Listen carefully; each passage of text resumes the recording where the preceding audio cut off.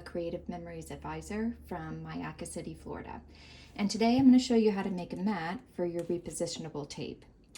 This is not my original idea, but I think I saw it on Craft Some Joy.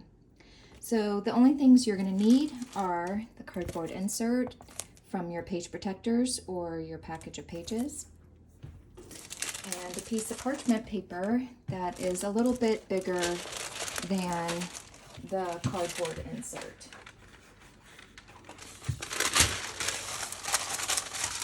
And then you'll need a stapler, and you will simply staple the parchment paper around the edges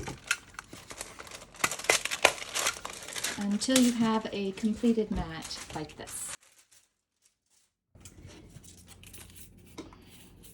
And the Repo mat is really great for intricate designs like the new brocade chain border maker cartridge.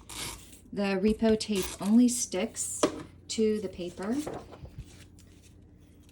and then you can simply lay it down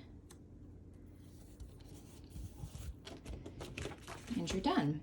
The other thing I like to use it for is to put my stickers on when I'm trying to make a sticker cluster to see how it looks. You can move the stickers around or change your mind.